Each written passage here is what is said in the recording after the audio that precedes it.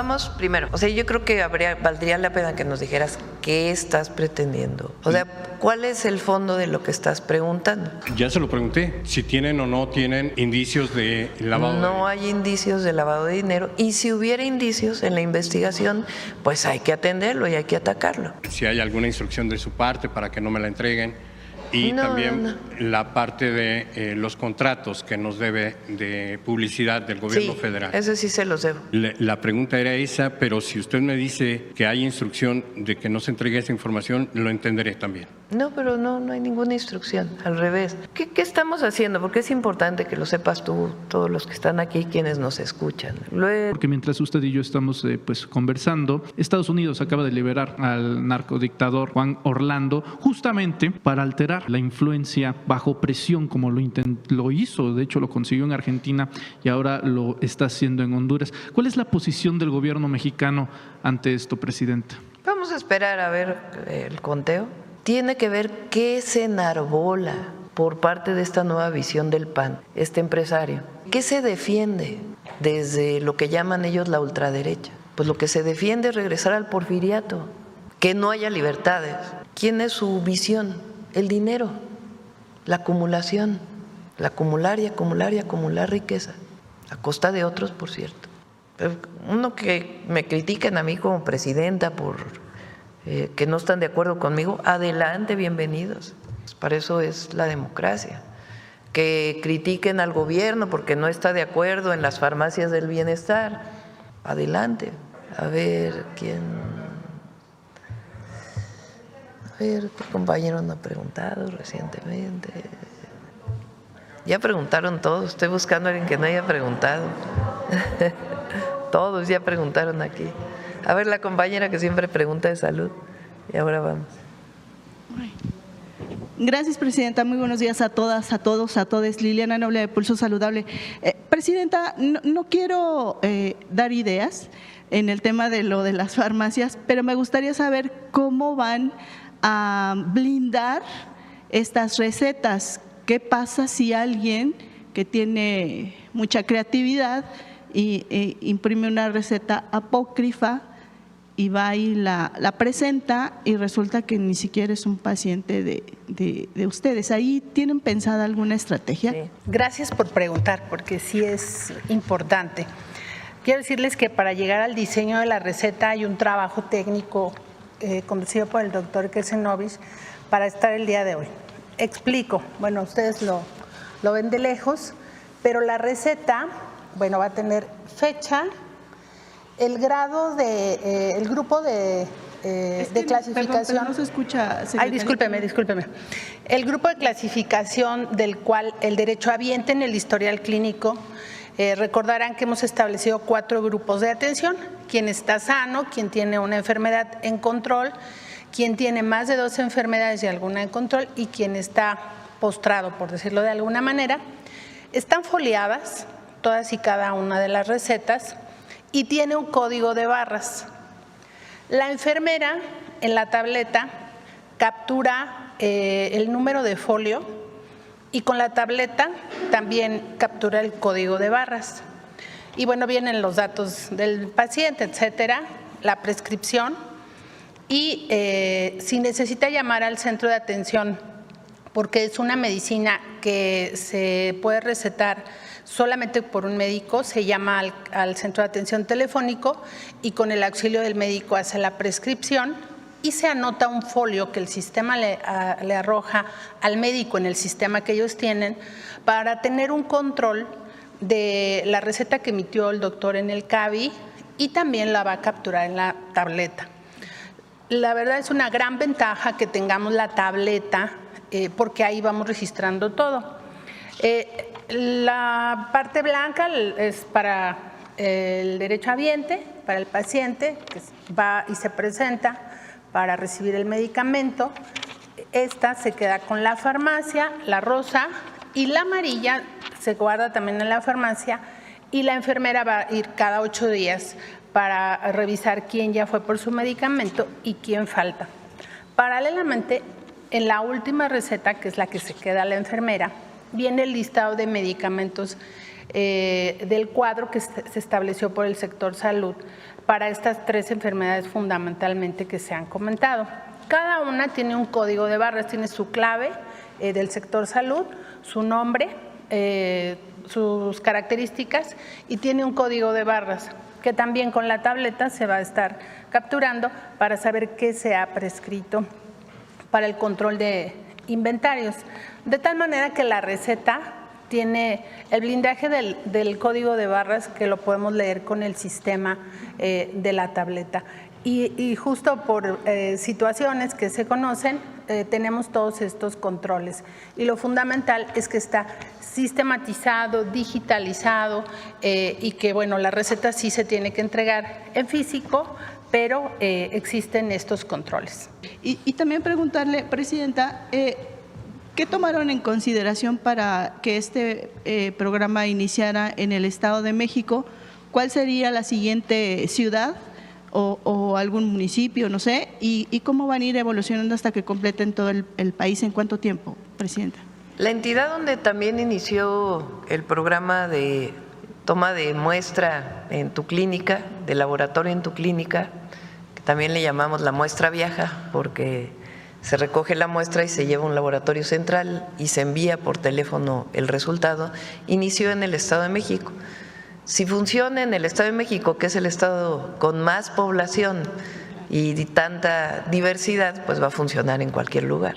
Entonces, estamos hablando del estado más poblado, ahí iniciamos y después enero, febrero y marzo nos vamos a ir a todas las entidades de la República. Y finalmente, sobre este tema de las farmacias del bienestar, decía el subsecretario que son casi 14 millones de derechohabientes de este programa de bienestar y van a surtir 22 tipos de medicamentos para diferentes patologías, las más prevalentes, bueno, las enfermedades crónicas no transmisibles. ¿Este almacenamiento de medicamentos está garantizado para los próximos 2 años, entiendo, o para cuánto tiempo es, Presidente? Es parte de las compras de medicamentos que se hacen y la distribución en particular a estas farmacias. No sé, David, si quieres platicar por qué se escogieron estos medicamentos, qué fue lo que se tomó en cuenta en términos médicos. Gracias. La lista de medicamentos se escogió fundamentalmente para la patología más frecuente que tiene la población adulta mayor, es decir, diabetes, hipertensión arterial o incluso enfermedad renal en algunos casos. Y todos estos medicamentos son medicamentos que puede recetar la enfermera. Cualquier persona adulta mayor ha sido vista en un centro de atención médica y entonces eso permite que el seguimiento lo pueda hacer la enfermera. Si detecta algún dato de alarma, tendrá que hablar con el médico para poder ver si requiere que lo vuelva a mandar al centro de salud o requiere resurtir la receta. Y yo me permitiría también comentar en relación a su pregunta en la seguridad que ahorita platicábamos, que para evitar precisamente el que alguien no pueda llegar con una receta que no es la original, eso pasa al expediente directamente del enfermo en el centro de salud. O sea que se cierra el círculo y queda documentado en el centro de… Gracias, secretario.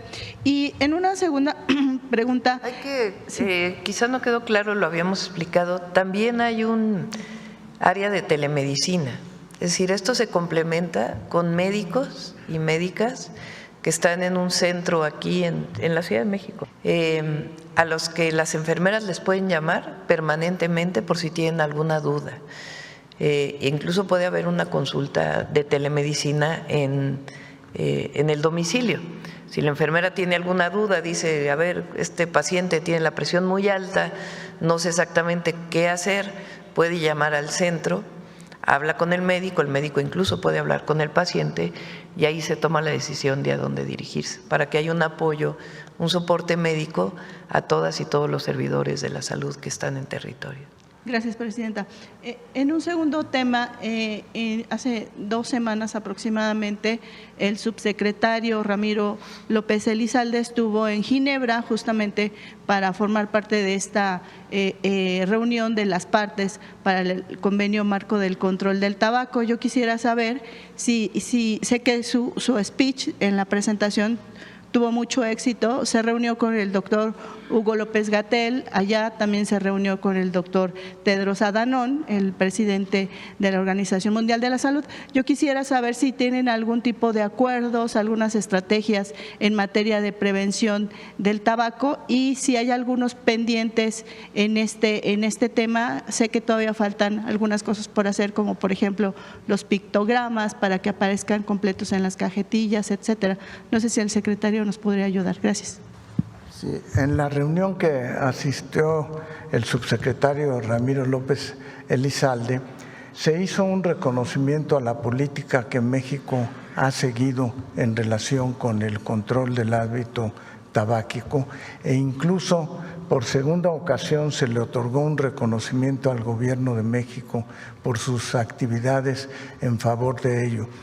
No han pasado desapercibidas las medidas que se han tomado, como el que hay espacios donde se puede fumar, espacios donde no se puede fumar, y esto forma parte de una estrategia que está contemplada no nada más en una acción, sino en una serie de acciones que incluyen incluso desde la venta de los cigarros, etcétera. Y también se reconoció la acción de México en relación con los vapeadores en la misma reunión. Y creo que seguimos avanzando en el hecho de que ha disminuido el consumo de cigarros en forma importante en el país. Gracias, secretario.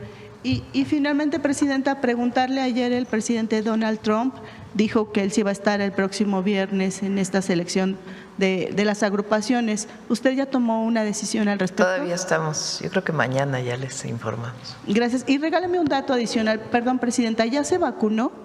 Sí, ya me vacuné. Y bueno, me piden algunos compañeros que si sería posible instalar aquí un centro de vacunación para todos nosotros. Para todos. Gracias, muy amable, buen día. Ahí se lo encargamos a Eduardo, a David. Ajá. A ver el compañero que… Gracias, Presidenta. Jorge Chaparro, de Mega Noticias. Son muy antiguos porque llevo ya 2 meses sin que me permitan romper el bloqueo que forman acá. Pero bueno, le voy a decir sobre el Mundial.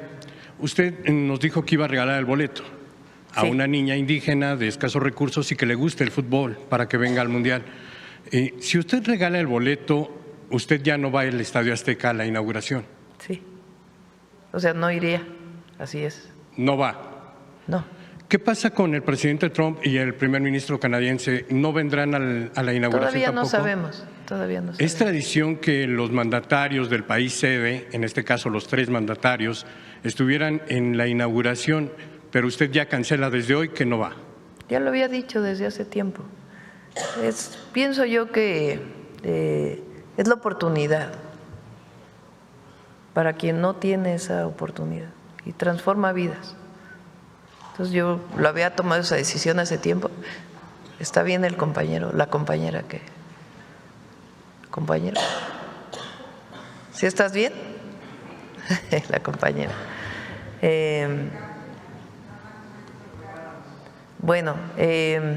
Entonces esa fue la decisión. Todavía no sabemos si van a venir, quiénes van a venir y ya también pues el trato que le daríamos, por supuesto, de jefes de Estado, si es que van a visitar nuestros países, pero todavía es temprano para poder saber qué jefes de Estado vendrían y qué recepción les haríamos, en fin.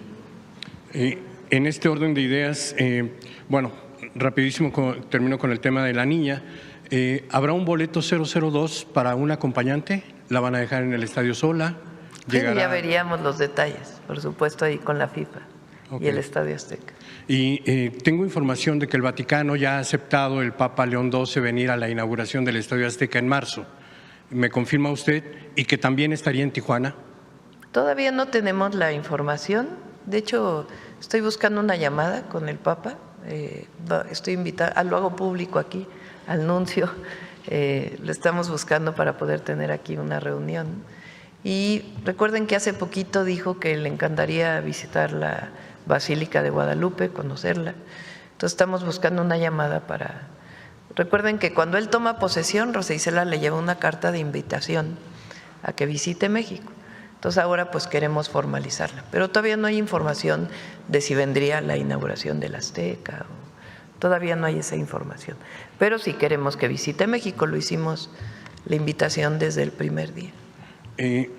Cambiando un poquito de tema, Presidenta, hay preocupación de estudiantes de las universidades del Bienestar Benito Juárez, porque desde hace un año, año y medio, 2 años y en algunos casos hasta 3 años, no les han entregado la documentación que acredita que concluyeron sus estudios en estas universidades. La respuesta que han obtenido a través de parte de la maestra Raquel Sosa, pues es simplemente ignorar sus peticiones y dejar que el tiempo pase. El riesgo que ellos enfrentan es que si no obtienen este documento, muchos no van a poder ingresar al campo laboral. Ya están en este momento en prácticas, pero no les van a cerrar la puerta.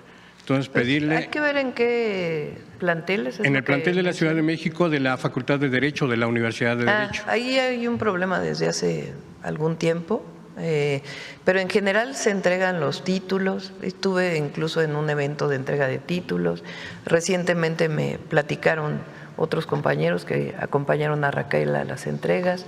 Entonces, vamos a ver en particular este plantel, pero en general está muy bien, está reconocida por profesiones de la SEP y cuando terminan sus estudios y los requisitos se entregan los títulos con su cédula profesional. Se lo comento porque también he recibido quejas de la Escuela de Medicina. Entonces, sí, son 2 de la Ciudad de México que tienen algunos problemas desde hace tiempo, pero son 200 universidades que no han tenido problemas y allí en donde hay problemas pues hay que atenderlos. Perfecto. Cambiando ahora a otro tema, usted mencionó que tiene interés especial en atacar a las empresas factureras porque pues representan una sangría al erario. Preguntarle, Víctor Manuel Puga fue detenido en Estados Unidos supuestamente por irregularidades en su estatus migratorio. Pero a diferencia de miles de mexicanos, él no ha sido expulsado del país. Preguntarle si tiene usted información respecto de si está siendo investigado en Estados Unidos. Todavía se lo pregunté a la persona que venía de parte del doctor Gertz al Gabinete de Seguridad. Se está pidiendo la extradición, está detenido, fue la información que nos dieron. Y ahora que está pues la encargada de la Fiscalía, Ernestina Godoy, pues le preguntaremos que pueda indagar en este caso y bueno, ya cuando quede el fiscal o la fiscal también que pueda indagar. Nos interesa mucho que no haya impunidad en esto. Entonces, pues que lo informe la Fiscalía. Esto que menciona es importante porque hay otra persona que también se dedica o se dedicó en las factureras y además era conocido como el rey del outsourcing. Estoy hablando de Raúl Beiruti Sánchez, quien tiene orden de aprehensión desde septiembre de 2021, pero todavía en 2023 vendió una de sus empresas y asistió a la junta de esa empresa, mientras la Fiscalía supuestamente lo buscaba. Pero él estaba en Naucalpan, en el Estado de México. El 23 de septiembre pasado recibió un amparo para no ser detenido y bueno, pues ahora puede andar libremente. ¿Esto no habla de impunidad o de mal manejo por parte de la Fiscalía General de la República del caso?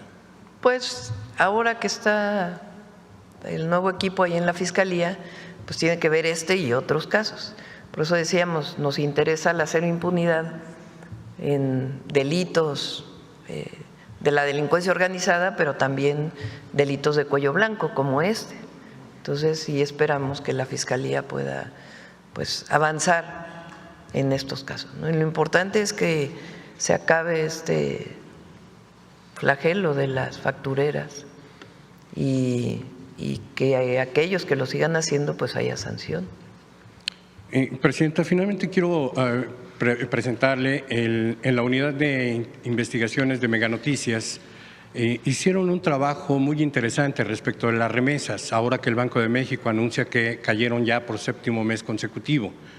Estas remesas venían con un comportamiento, digamos, más o menos estable durante el sexenio del presidente Peña.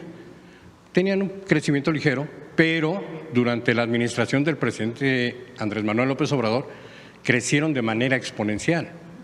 Brutalmente las remesas llegaron a nuestro país, los mexicanos empezaron a ver a sus familias o a enviarles demasiado dinero. En Estados Unidos, que es el 90%, 95% de las remesas que llegan a México, fue interesante el crecimiento, se duplicó y poco más. Pero hay países que llaman más la atención. Le voy a decir, por ejemplo, en el caso de Colombia, en 2020 había 1.640 mexicanos, de acuerdo con el Instituto Mexicano de Mexicanos en el Exterior, y ellos lograron enviar al país algo así como, permítanme un segundo, $57.828.000. Esto representaría que cada uno de los mexicanos, de esos 1.600 mexicanos, envió mensualmente $2.938. Parece una cifra menor, pero estamos hablando de mexicanos completo, o sea, niños, estudiantes, mujeres, amas de casa y personas que van a trabajar a Colombia. $2.938 dólares, es decir, 63.176 pesos de aquel tiempo. Ecuador es otro caso también interesante porque en 2022 enviaron 228.745.000 pesos, dólares, es decir, un aproximado de 237.000 pesos mensuales, cada uno de los mexicanos en Ecuador. Nicaragua, lo mismo, hubo un año en que 2022 enviaron 433.900 pesos cada uno de los mexicanos, incluyendo, le repito, de acuerdo con cifras oficiales que obtuvimos de mexicanos en el exterior y de las remesas en la Secretaría de Economía, enviaron 433.927 pesos. Pareciera ser que el sueño americano no está en Estados Unidos, sino en Sudamérica. Preguntarle, Presidenta, a la luz de esta alerta que emitió ya el Departamento del Tesoro de Estados Unidos, en la que señala que las remesas podrían ser utilizadas para lavar dinero. Preguntarle si hay investigaciones abiertas por presunto lavado de dinero a través de remesas y preguntarle porque las remesas se están cayendo a los niveles que teníamos con Enrique Peña Nieto. Es decir, solamente durante el sexenio de Andrés Manuel López Obrador tuvimos este boom en los envíos de mexicanos del exterior al país. Preguntarles si ustedes tienen indicios, ha recibido información, la Unidad de Inteligencia Financiera, la Secretaría de Hacienda, el Banco de México, la Fiscalía General de la República, alguna institución ha visto este comportamiento anómalo, por llamarlo solamente de alguna forma. No sé si tienes, Belmont, la gráfica que me enseñaste ayer o antier de las remesas de varios años. A ver si la tienes, de Estados Unidos. A ver, préstame.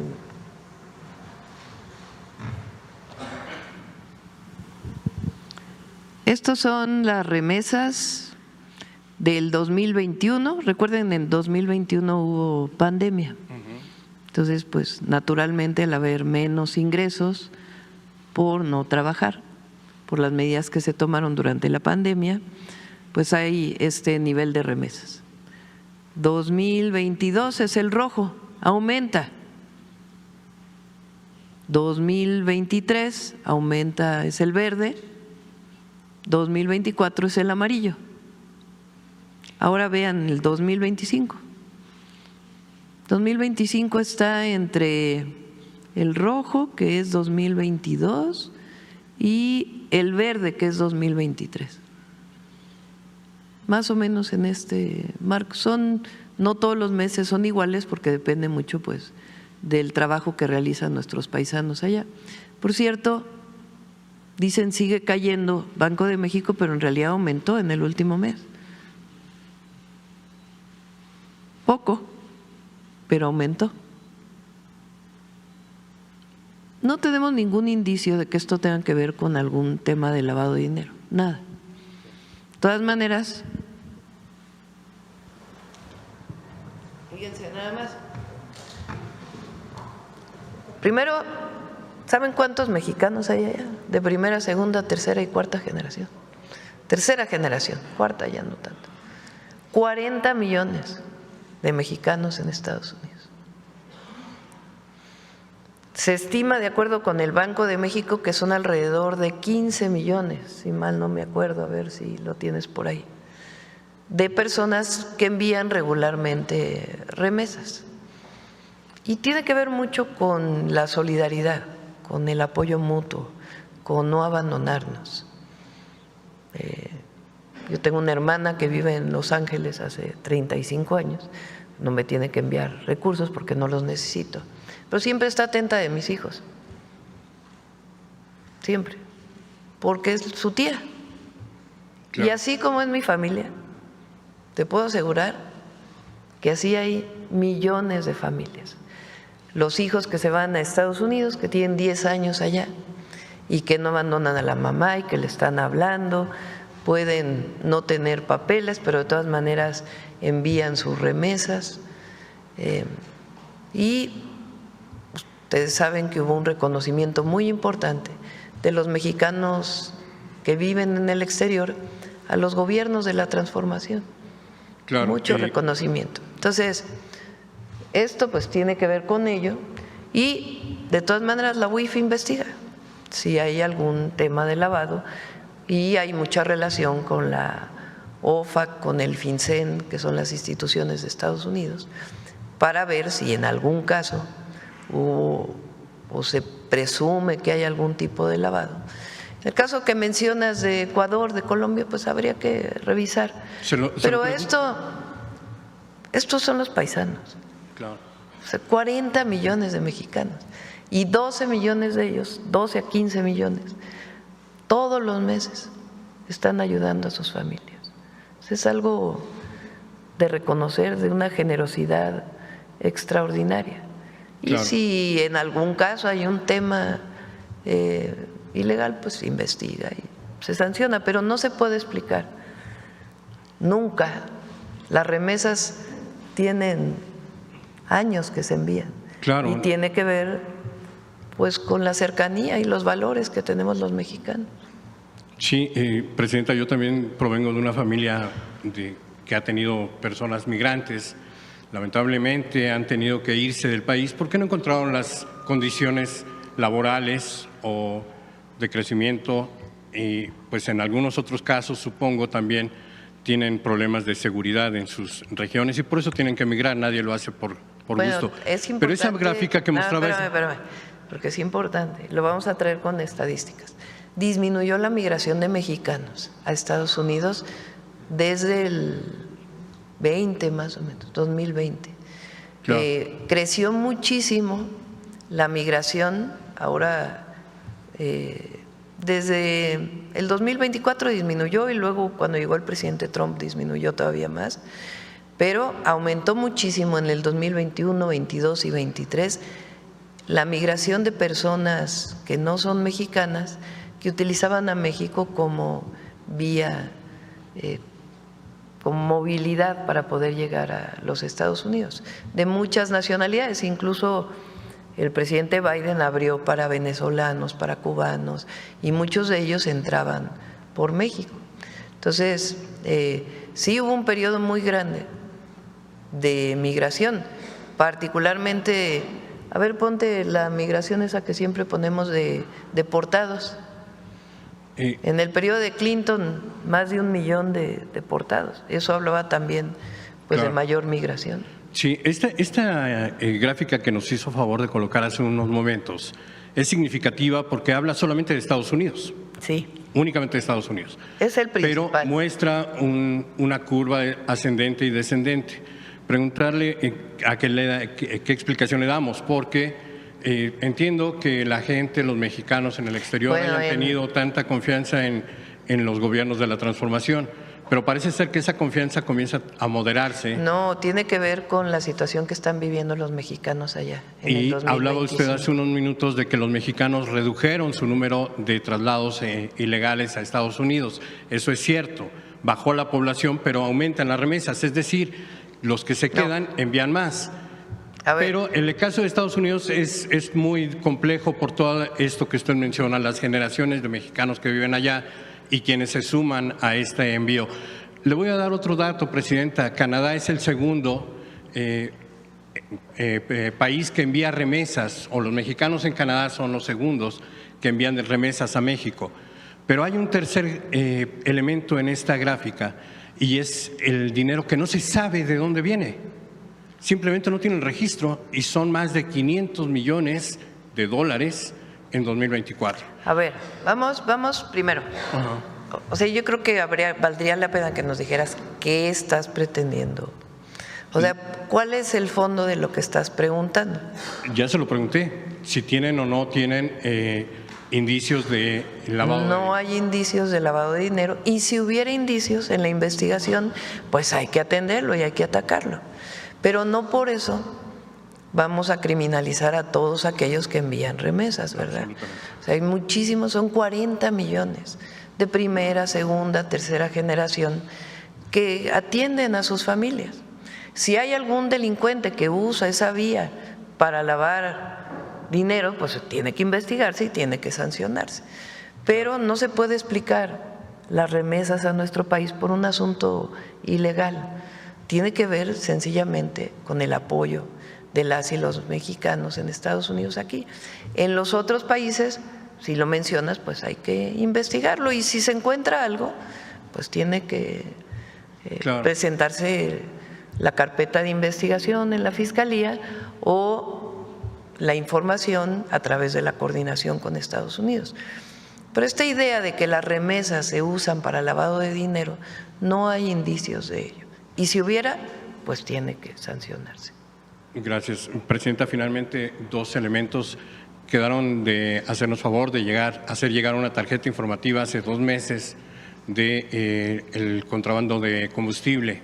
El secretario de Hacienda ya le pedí en 2 ocasiones personalmente que me la entregue, no lo hacen. Quiero saber si hay alguna instrucción de su parte para que no me la entreguen.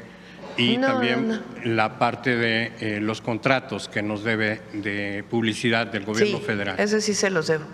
Lo de el caso de combustible de Huachicol, le voy a pedir a Pemex pronto que presente cómo ha ido aumentando la venta de combustible y cuánto se estima todavía que pudiera ser el robo por entrada ilegal, por contrabando, digamos, de combustible, que se reporta como con otro contenido o algún ducto que llegue a picarse. Y sí se puede presentar cómo ha aumentado la venta de combustible de Pemex, incluso de los privados, y cómo eso ha hecho, pues, o demuestra una disminución muy importante del robo de combustible. El robo de combustible, la pregunta directa era, ¿inició en 2021, como dice la Fiscalía General de la República, o viene de atrás? No sabíamos de otro caso semejante de combustible de estas magnitudes y utilizando las aduanas. La pregunta era esa, pero si usted me dice que hay instrucción de que no se entregue esa información, lo entenderé también. No, pero no hay ninguna instrucción, al revés. ¿Qué estamos haciendo? Porque es importante que lo sepas tú, todos los que están aquí, quienes nos escuchan. Lo he dicho varias veces y no es un sistema sencillo. Estamos cruzando todas las bases de datos, nos está ayudando la agencia digital. Yo les platiqué que no había un sistema de trazabilidad del combustible importado. ¿Qué quiere decir eso? Que no se conocía si había un permiso para importar, pero no se sabe ese combustible a qué gasolinera llega. Y poderlo cruzar con datos del SAT, por ejemplo, de cuál es el permiso de importación con el pago del IEPS o el pago de los impuestos y el propio pago en las gasolineras. Son muchísimos datos, entonces está cruzando toda esa información para poder saber en el pasado y ahora pues cómo se ha ido comportando la venta de combustibles. Por otro lado, tenemos la venta de combustibles que tiene Pemex y la venta de combustibles que le reportan a la Secretaría de Energía por parte de todas las gasolineras que hay en México. Todos esos datos se están cruzando y además la obligación de que ahora sí haya trazabilidad. Eso le pedimos a Pemex y a Secretaría de Energía que lo pueda traer para que se pueda informar. Nosotros no escondemos nada, nuestro objetivo nunca es esconder y tiene que informarse y que se conozca cómo, pues a partir de las detenciones que hubo, aumentó la venta de combustible y en el 24 se observa algo distinto, en el sentido de que se vendía más combustible de Pemex. Finalmente, los 16,000 millones querellados, ¿sigue el mismo número? ¿Aumentó? 16,000 millones. Querellados por el contrabando de combustible, que fue lo que nos confirmó el secretario de Hacienda. Si quieren también le pedimos, el martes viene Seguridad y ellos también nos pueden informar de cuánto se ha incautado y toda la información relacionada con Huachicol. Muchas gracias. Sí. A ver, ¿quién más? Sí. Buen día, Presidenta. Manuel Pedrero, de los Reporteros MX. Hace casi cerca de un mes aquí se presentó una investigación por parte, la presentó Omar García Harfuch, sobre el tema del lavado de dinero de los casinos, en concreto de varios, pero también de Ricardo Salinas Pliego. Hay una pregunta acerca de la actualización del caso, porque hace unos días un juez ordenó a la Secretaría de Gobernación a que se revocara pues el castigo y volvieran a operar estos casinos. No sé si tenga información al respecto. Sí, impugnaron esa resolución por parte de Gobernación y ya lo puede explicar la secretaria, o lo podemos traer aquí un día el tema. Y mientras tanto, pues obviamente por el comportamiento del juez, ¿algún llamado al Tribunal de Disciplina? Pues vamos a ver si es necesario. Nosotros no podemos, tiene que venir del propio Poder Judicial. Entonces, desde nuestra perspectiva no había ninguna razón y por eso hay la impugnación por parte de Secretaría de Gobernación a la siguiente instancia. Vamos a ver qué dice la siguiente instancia. Es como en otros casos donde, en este caso se trata de un asunto meramente económico, de lucro a través de dinero, pero también se da otros casos, algunos jueces que pertenecen a la mitad que no se eligió de forma popular, que de repente también liberan a delincuentes en zonas regionales y esto repunta actos de violencia en algunas zonas, por ejemplo Colima, donde se dio el caso de estos jueces. ¿Qué se está haciendo al respecto si ya tienen la revisión de cómo es que pues se sigue dando esta situación? Cuando hay un caso relevante que considera el Gabinete de Seguridad o alguna otra área, se presenta la queja ante el Tribunal de Disciplina Judicial. Ahora que lo preguntas, es muy importante el papel de ese tribunal, muy importante. Recuerden que antes la presidenta de la Corte o el presidente de la Corte era el presidente del Poder Judicial de la Corte y del Consejo de la Judicatura. Todo estaba en el mismo lugar. Ahora no, ahora el Tribunal de Disciplina Judicial es quien sanciona a los jueces. Y yo pienso que ese Tribunal de Disciplina Judicial pues tiene que avanzar en la sanción ahí donde se conoce o se presume que hay corrupción o que hay tráfico de influencias. Entonces, ese tribunal tiene que funcionar adecuadamente. Y por supuesto no se trata de sancionar a todos los jueces con base en criterios que ellos establezcan, pero sí es muy importante que ese tribunal haga su trabajo. No tengo yo información más allá, pero es importante que el tribunal informe a la opinión pública cómo es que realiza su trabajo. Ahora, entre las transiciones de la Fiscalía, ¿el caso ahora queda en manos de la licenciada Godoy? ¿Perdón? ¿El caso de los casinos ahora queda en manos de la nueva Fiscalía? Sí, ahí hubo una presentación. Siempre que hay presunción de lavado de dinero se presenta denuncia penal, es obligatorio, y quedaría en manos de quien vaya a quedar en la Fiscalía y también pues la parte administrativa, ¿no? Ok.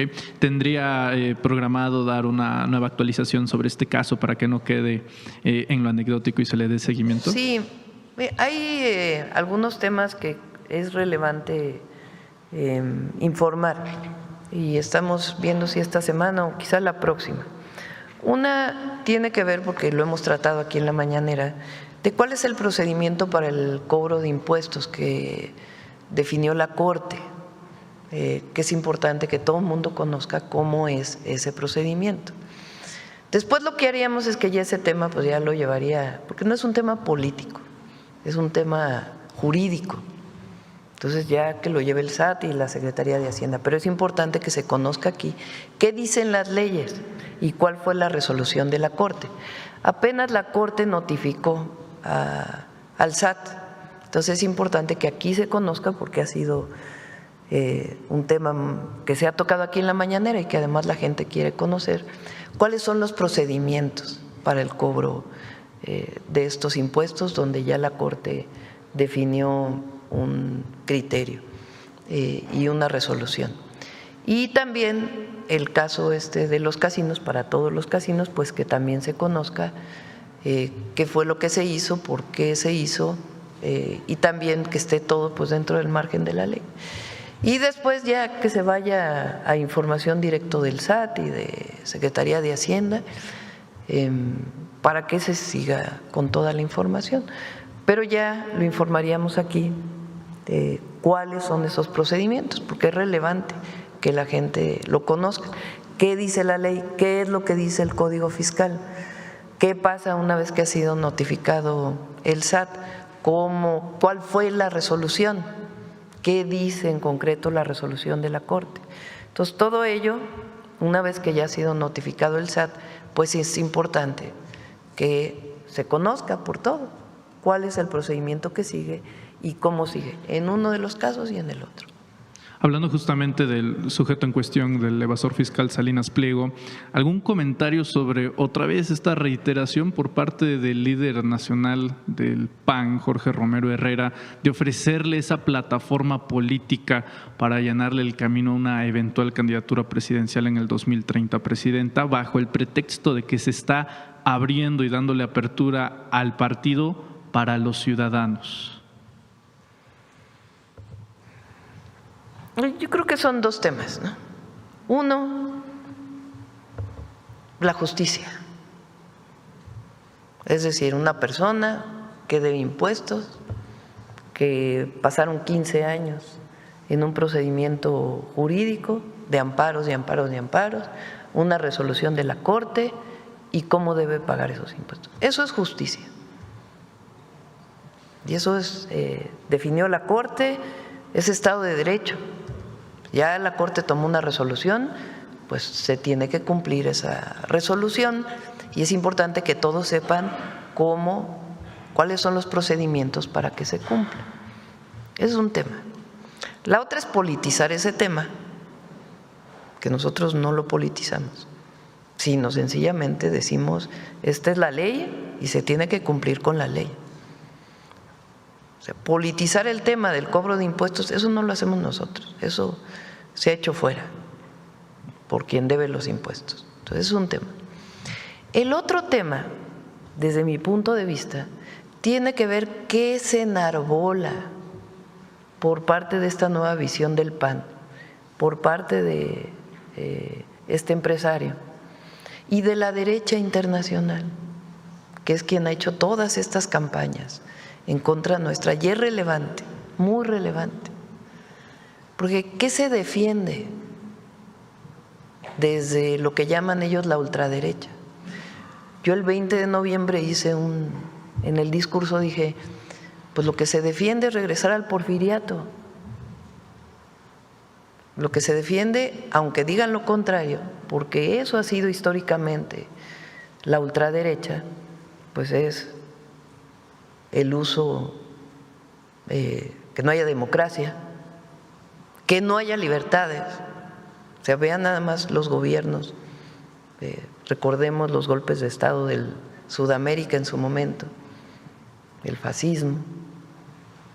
Ahí no había libertad de ningún tipo, no había democracia, no había elección definida por el pueblo. Y la otra es, ¿quién es su visión? El dinero, la acumulación.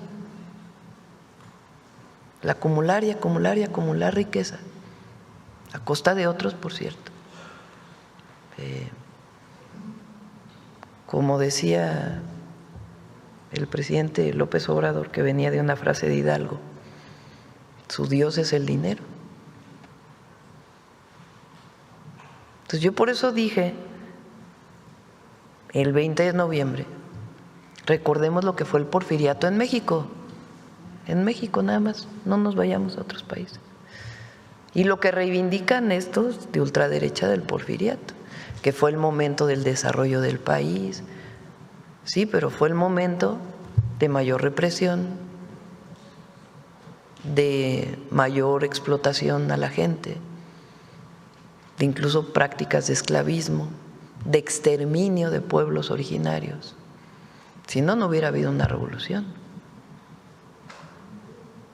Entonces, el PAN ahora, fíjense cómo hay tanta hipocresía, porque pasaron en el 2024 de decir que estaban a favor de los programas sociales, que ellos ahora pues eran muy liberales, que reivindicaban temas que nunca habían reivindicado.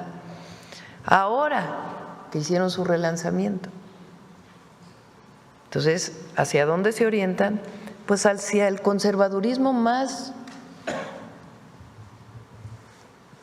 alejados del pueblo, alejados de la gente, porque no reivindican los derechos de la gente, sino al revés, los privilegios de unos cuantos. Entonces hay que poner todo en su lugar, porque una cosa es justicia y hay quien quiere politizar eso como si fuera un tema político. No, no es un tema político, es un tema de ley, se tiene que cumplir la ley. Y la otra es la parte de la candidatura que quiere proponer el PAN o la nueva reivindicación del PAN, que no es más que la reivindicación de los conservadores del siglo XIX, aquellos que trajeron a Maximiliano, aquellos que hicieron la guerra de reforma en contra de la Constitución de 1857, o aquellos que defendían a Porfirio Díaz o a Santana. Eso es lo que defienden. Y el pueblo de México no está con eso. El pueblo de México lo que quiere es bienestar. Esta visión de que el pobre es pobre porque no trabaja, pues es su visión. Nosotros lo que pensamos es que durante 36 años hubo un salario de hambre al pueblo de México, en donde no quería aumentarse el salario mínimo por una visión ideológica y también política, y dejaron a mucha gente en la miseria. Nuestra visión es que el recurso público tiene que usarse para construir derechos. Nuestra visión es que el Estado debe garantizar los derechos del pueblo de México. Ellos no creen en ese Estado.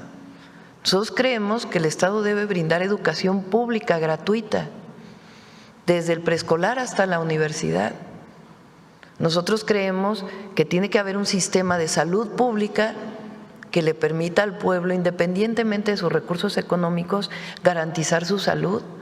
Nosotros creemos que debe haber acceso a la vivienda para que el pueblo de México tenga bienestar. Nosotros creemos que debe haber acceso a un salario digno, que debe haber acceso al empleo. ¿Que todo lo tiene que hacer el Estado? No. Para eso hay inversión privada y para eso necesitamos también empresarios con visión social en nuestro país, pero el Estado debe brindar los derechos del pueblo. Es una visión completamente distinta. Entonces, eso es muy importante que se visualice, porque es un proyecto frente a otro proyecto. Es un proyecto de nación que defiende los derechos del pueblo de México, el bienestar, la democracia, entendida como la representación del pueblo, las libertades, y otro proyecto que defiende a unos cuantos el privilegio, que no defiende la democracia, que no defiende las libertades más que la libertad del mercado. pero no las libertades de expresión, de movilización, de reunión. Son dos proyectos de nación. Y qué bueno que desde ahora lo digan, porque ese proyecto no tiene asidero en… Imagínense una persona que presume sus riquezas frente al pobre o a las clases medias y que además no paga impuestos o no ha pagado aquellos impuestos que se le han solicitado desde el 2008.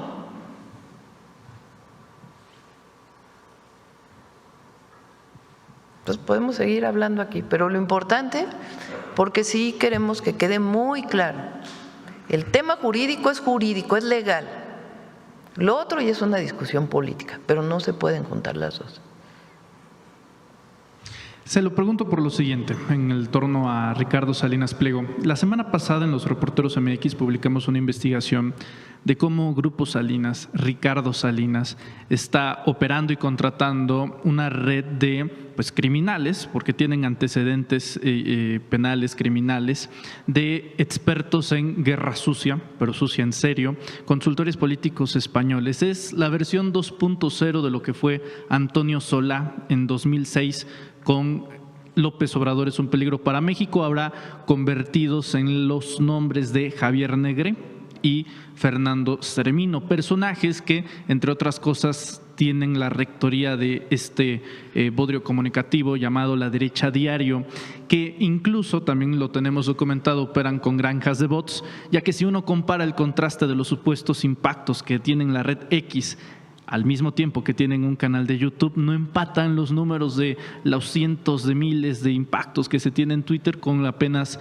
las miles o a veces cientos de visitas que nada más se tienen en las otras redes sociales. De hecho, hubo una invitación explícita por parte de Salinas Pliego al empresariado mexicano a que se le invierta esa guerra sucia para gente como Negre, que estuvo trabajando para Javier Milei en Argentina, y en síntesis, todas las cuentas de La Derecha Diario, curiosamente, tienen sede en Argentina, subsidiadas también por el gobierno de Javier Milei, para tener, digamos, este empantanamiento, enlodar los debates públicos en las democracias latinoamericanas. Presidenta, su opinión sobre justamente esta contratación de extranjeros de Europa, concretamente de consultores españoles, para pervertir el debate público en México.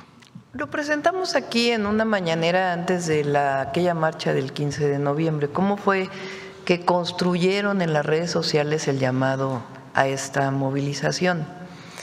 Y sí, en efecto, si ustedes entran a las redes sociales, a todas ahora, al TikTok, al Facebook, hay además un algoritmo que utilizan todas estas redes, en donde que vino de TikTok y ahora se ha ido a las otras redes, que primero es que lo usan mucho los jóvenes y hay que tener, es un llamado a los jóvenes para que no estén pegados al celular todo el día. Hay otra vida fuera del celular. Esto que le llaman en inglés scroll, que está la pantalla del celular, uno ve una imagen, un video y le mueve la pantalla y aparece otro video y le mueve otra pantalla. Y si uno se detiene 2 segundos, 3 segundos a ver el video, entonces hay un algoritmo que te está poniendo los videos de lo que tú viste. Así funciona el TikTok y así funcionan ahora la mayoría de las redes a través de estos algoritmos. De tal manera que si te detuviste a vamos a poner algo que no sea político, que quieres comprar algo o te gustan los perros, el mundo animal, entonces te detienes en el mundo animal y ya todo lo que te sale pues va a ser del mundo animal. Igual es con la parte política. Si te detienes en un video que te llamó la atención por algo, pues bueno, ese es, digamos, un mecanismo que tienen las redes sociales. ¿Cómo influyen en esas redes sociales? Pues empiezan a meter de distintas cuentas, muchas de ellas falsas, ahora videos que se hacen con inteligencia artificial o con voces o en contra de algún tema. Fíjense, a mí me pasaron el reporte que cuando en toda esta campaña que hubo en contra nuestra, después de, antes de la manifestación, que venía una campaña, que hubo una campaña muy fuerte, que sigue, no le están metiendo tanto dinero ahora, porque para todo esto se requiere dinero. Llegaron a haber 2.500 millones de reproducciones, 2.500 millones de reproducciones en las redes sociales en contra de nuestro movimiento. ¿Cuántas veces tendría que hacerlo si fuera orgánico una persona, así como hiciste tu cálculo? No te alcanza para, si todos los 130 millones de mexicanos lo hicieran al mismo tiempo. Eso solo se hace con robots, con bots, con mucho dinero metido en las redes sociales. Es un mecanismo que han usado en otros países de América Latina y del mundo. Entonces, para todos los que usamos las redes sociales, porque yo también las uso, es muy importante que uno no se vaya con la finta de estos esquemas de campañas propagandísticas pagadas desde estos asesores internacionales, que sí reciben recursos. Hay que demostrar de dónde vienen estos recursos. A una campaña orgánica de personas que están subiendo a las redes. Entonces, sí hemos vivido en México contra nuestro movimiento una campaña muy grande de las redes sociales pagadas. Aquí lo presentamos para el caso de la convocatoria a la marcha. Y después todo lo que vino de que supuestamente en México había represión y una insurrección de los jóvenes, y salía uno del Zócalo ese día y pasaba uno a la siguiente calle y estaba llena de gente comprando por el Buen Fin. Pero en el exterior y aquí, quien no estaba aquí, pues con esta campaña tremenda. Entonces, en el 2006 usaron el peligro para México, que eran anuncios de televisión pagados en las televisoras en contra del candidato Andrés Manuel López Obrador. Ahora, pues ya, bueno, una de las televisoras sí lo usa como propaganda, pero principalmente más que en los medios, aunque algunos medios también hay mucho sesgo contra nosotros. Pero yo diría incluso más que en los medios ahora es pago y pago y pago y pago en las redes sociales. Y compran influencers o cuentas de influencers. ¿Cómo quiénes? Bueno, una cuenta que se dedicaba a ciencia, por ejemplo, y que de pronto nunca había hablado de nada político y que de pronto ya habla todo en contra nuestra. Ay, lo vamos a traer aquí, lo voy a pedir a el Orsal de Quienes Quieren las Mentiras, que pueda traer un análisis de esto, porque ellos lo han estado haciendo de infodemia. ¿Para mañana? ¿Cómo? No sé si mañana les dé tiempo, a ver si sí. Sí da. Y si no, lo traemos en la semana, de cómo cuentas que hablaban de maquillaje de mujeres, cómo maquillarte, y de pronto de la noche a la mañana, todo contra nosotros. Cuentas que hablaban de, no sé, de otra cosa que no tenía nada que ver con la política, las compran, porque si no, no se podría explicar de otra manera, de que de pronto una persona, no, ya ni siquiera aparece la persona, sino es la cuenta que tenía 300,000 seguidores o 5 millones de seguidores y que ofrecen recursos para comprar la cuenta, y como ya mucha gente lo sigue, pues entonces a través de esas cuentas hacen esta campaña sucia, campaña negra. Imagínense, por eso yo decía, si no existiera la mañanera, por más que lo que sea, no habría manera, porque nosotros no vamos a caer, imagínense, en andar haciendo lo mismo, pues no, si nosotros partimos de la conciencia de la gente. Ahora hay mucho entusiasmo por la movilización del sábado, mucho entusiasmo, de jóvenes de todas las edades. Va a estar muy bien el sábado de 7 años de celebración. Para finalizar, Presidenta, sobre Honduras, ya hubiera querido México en 2006 tener voces y ojos desde el extranjero para denunciar el fraude electoral. En aquel momento la diferencia, aún con fraude, no era mayor a 100,000 votos entre el presidente Andrés Manuel López Obrador y Felipe Calderón. En Honduras son 500 votos de diferencia. Para que nos demos una idea de lo vergonzoso y el contraste del proceso electoral, pues está de observador electoral Alejandro Moreno allá en Honduras. Y ¿cómo se llama? El especialista en fraudes electorales. Bueno, uno de los especialistas, ¿verdad? Porque así es. sí. Y es preocupante por el incentivo que existió previo a la elección para influir en los habitantes, en la población de Honduras. De hecho, usted recientemente se reunió con Xiomara Castro y llama poderosamente la atención porque mientras usted y yo estamos pues conversando, Estados Unidos acaba de liberar al narcodictador, ese sí, narcodictador Juan Orlando, justamente para alterar la influencia bajo presión, como lo hizo, de hecho lo consiguió en Argentina y ahora lo está haciendo en Honduras. ¿Cuál es la posición del gobierno mexicano ante esto, presidenta? Vamos a esperar a ver el conteo en Honduras, el resultado. Nosotros, nuestra posición siempre es la autodeterminación de los pueblos, que no haya, que solo el pueblo decida en cualquier país. Esa es la democracia, el poder del pueblo. Entonces, nuestro llamado siempre es a la autodeterminación de los pueblos. Vamos a esperar ahora que termine el conteo y ya poder tomar una posición. Ahora que Estados Unidos está perdonando narcotraficantes, ¿no prevé que en los próximos procesos electorales mexicanos perdonen a García Luna? Aquí el pueblo es muy consciente. Esa es la virtud de México. No va a haber campaña. No hay campaña. Por más dinero que le metan, que apague la cuarta transformación. No hay campaña que limite al pueblo en México a definir quién es su gobernante. No hay, porque el pueblo está muy consciente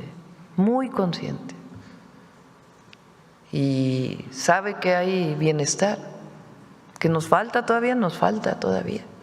Por eso hay que seguir con la transformación.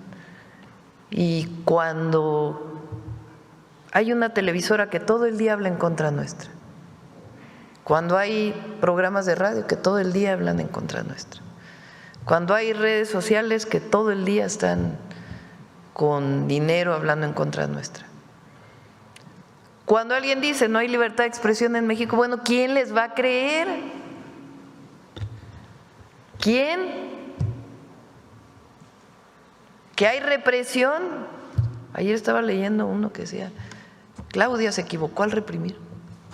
¿Cuándo hemos reprimido? ¿Cuándo? ¿Cuándo hemos reprimido a alguien? Nunca. Si toda la vida luchamos contra eso. Entonces se cae por sí mismo. Que la presidenta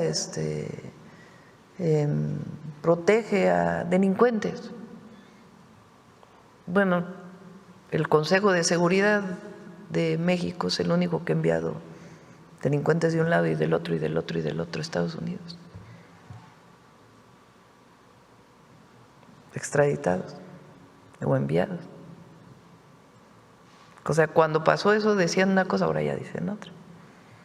Entonces, aquí no va a pasar.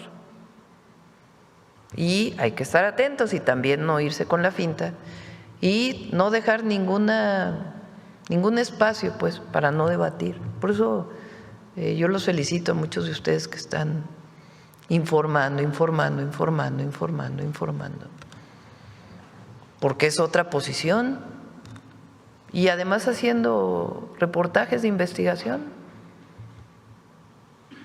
porque el problema es la calumnia. Uno que me critiquen a mí como presidenta por que no están de acuerdo conmigo, adelante, bienvenidos. Pues para eso es la democracia. que critiquen al gobierno porque no está de acuerdo en las farmacias del bienestar. Adelante, que lo critiquen. Pero hay una calumnia a un programa, hay una calumnia a una persona, se acusa sin pruebas, se dicen mentiras, se construye una realidad que no existe en las redes sociales, pues eso sí, no. Para todo hay que tener ética. Ahora, ¿quién lo hace? Pues los conservadores, porque hay mucha hipocresía. Pero hay que estar muy atento a todo lo que se publica y verlo con la realidad, porque la realidad de las redes luego es otra. Gracias, presidenta. Ya nos vamos a 9:21. 9:21. Vámonos.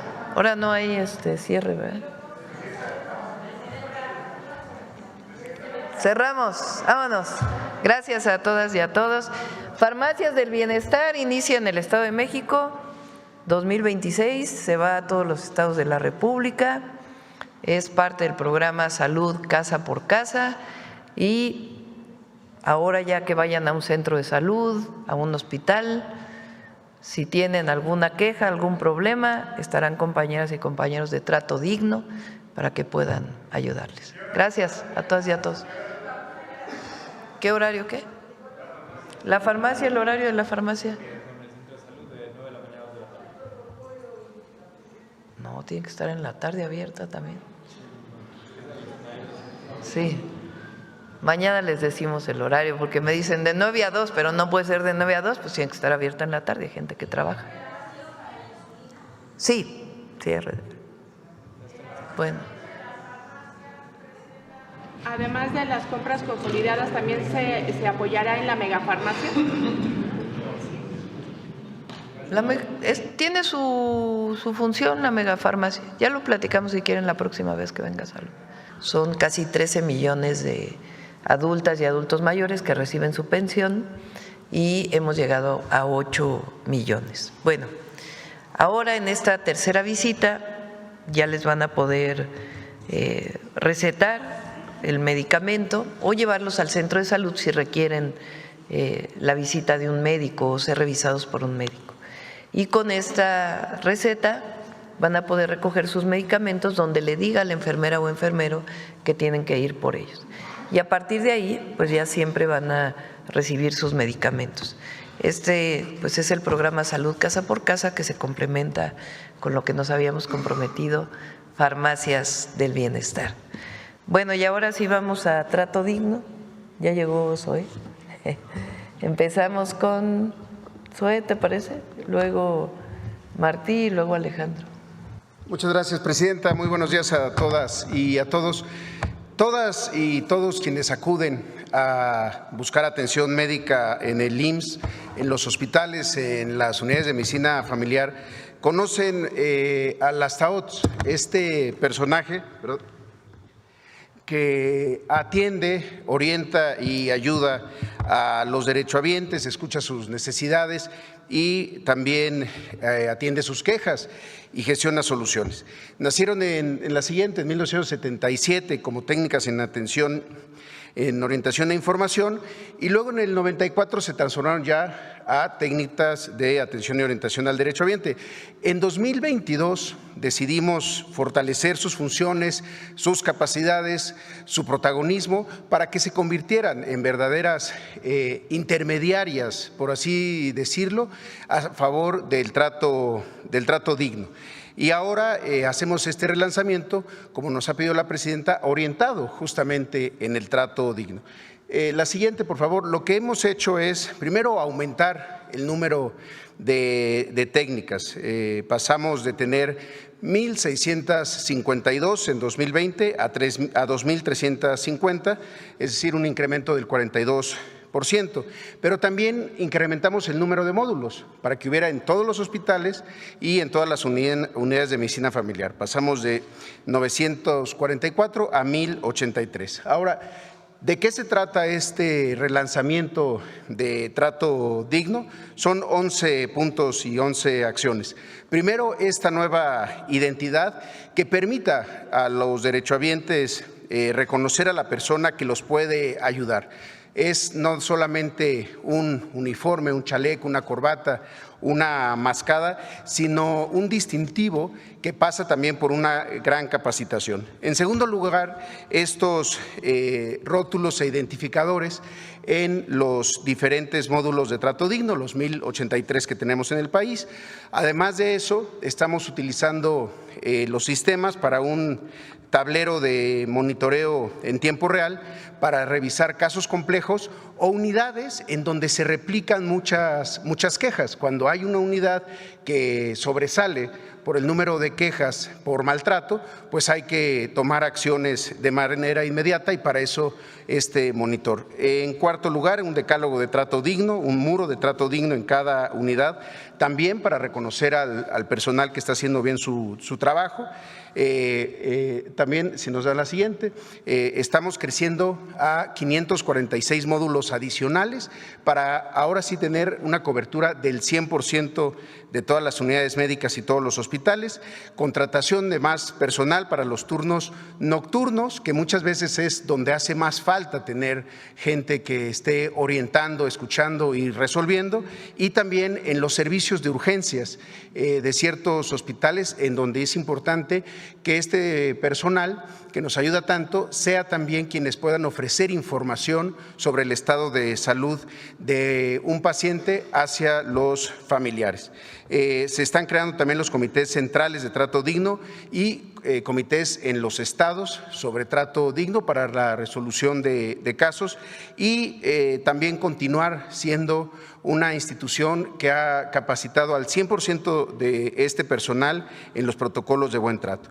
Adicionalmente a eso, los tres últimos puntos es una encuesta de percepción de la atención y la calidad dirigida a los derechohabientes que se va a hacer cada 2 meses en el 100% de los hospitales para dar seguimiento y mejora continua, y la instauración de cada 16 de noviembre como el Día de las Técnicas y los Técnicos de Atención y Orientación al Derechohabiente vinculado al trato digno, reconociendo al personal destacado. Y en último lugar, lo que estamos haciendo desde la Dirección General del IMSS, todas las direcciones normativas, todas las titulares de las delegaciones en los estados, directivos, directores de hospitales, que también se sumen a las brigadas locales con visitas enfocadas en la atención de trato digno, que nos permita no solamente analizar lo que se está haciendo, sino también poder corregir cuando hay algún problema. Este relanzamiento forma parte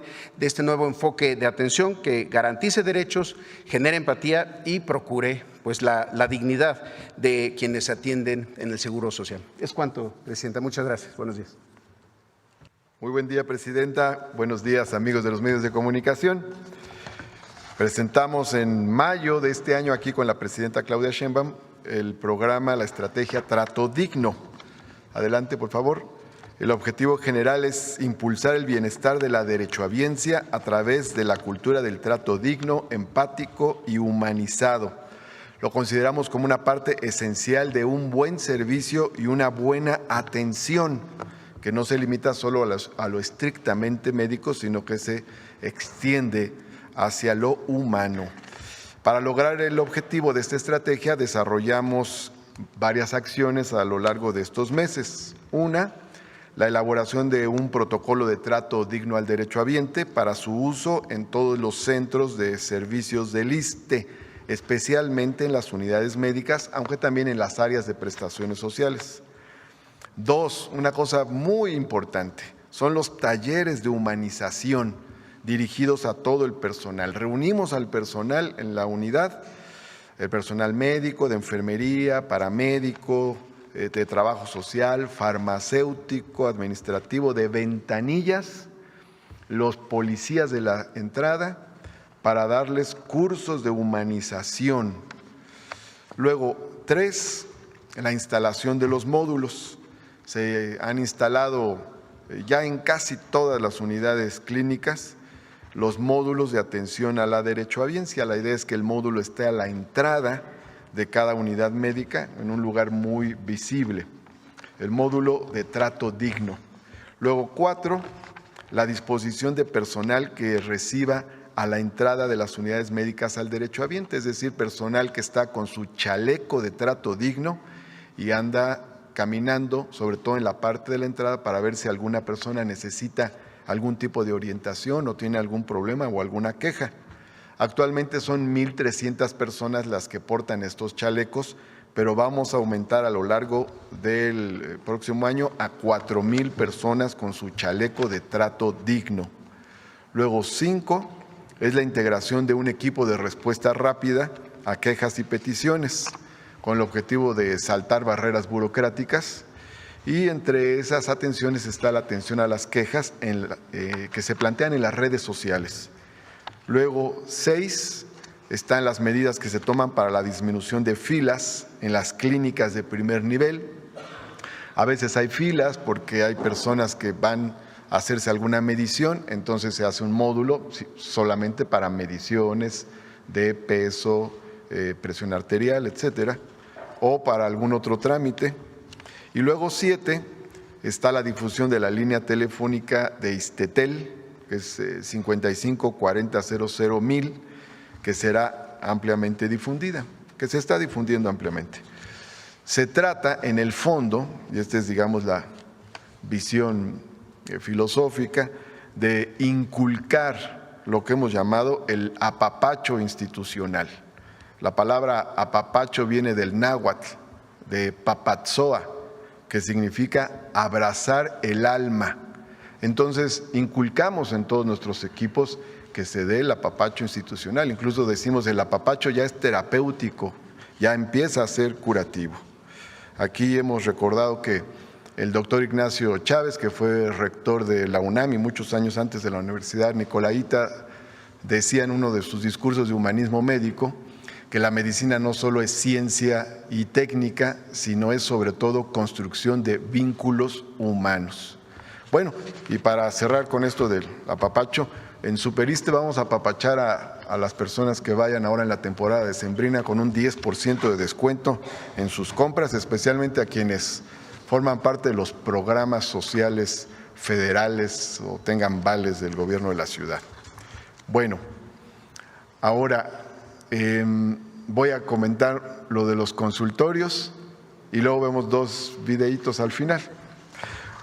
Rápidamente, estamos impulsando la Estrategia Nacional para el Fortalecimiento de la Atención Primaria con la colocación de 467 consultorios que van a estar principalmente en centros de trabajo. Estos consultorios tienen como propósitos expandir la infraestructura, aproximar los servicios a las y los trabajadores del Estado, despresurizar las áreas de urgencias de hospitales en materia de urgencias sentidas, es decir, personas que tienen un malestar, como no tienen un consultorio cerca, se van a urgencias. Luego 4, detectar oportunamente enfermedades crónicas no transmisibles para atenderlas, y luego disminuir el gasto de bolsillo y fortalecer el trato digno a la derechohabiencia, porque ahí podemos tener más cercanía. El modelo de los consultorios se ajusta al prototipo de la normatividad vigente. Vamos a buscar que sean instalados en inmuebles públicos de las más variadas dependencias. Tendrán un abasto médico básico, fundamentalmente integrado por analgésicos, antibióticos de primera línea y medicamentos contra la hipertensión, contra la diabetes y contra el colesterol. Luego, el costo aproximado de la construcción de cada uno de estos o su instalación es de entre 300,000 y 600,000 pesos, y se van a establecer convenios con los entes públicos para que coadyuven con servicios de luz, agua, pasos de servidumbre y otros.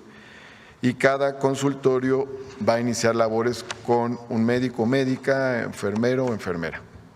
Adelante, por favor. Este es el prototipo que establece la norma, con consultorios que van desde 19 metros cuadrados, pero nosotros vamos a inaugurar este programa con un consultorio en la sala Olinjo Listli de 70 metros cuadrados. Es muy bonito, está hermoso. Aquí adelante, en Michoacán, como anunciamos con la presidenta, se están construyendo consultorios. Ya empezamos 3 consultorios y este es el de la Oliniolistre. Estas fotos, adelante, la sala de espera, adelante, la oficina del médico, adelante, el consultorio en sí, adelante. Muchas gracias. Y bueno, ahí tenemos 2 videitos muy breves, uno sobre trato digno y otro sobre los consultorios, si los pueden poner adelante.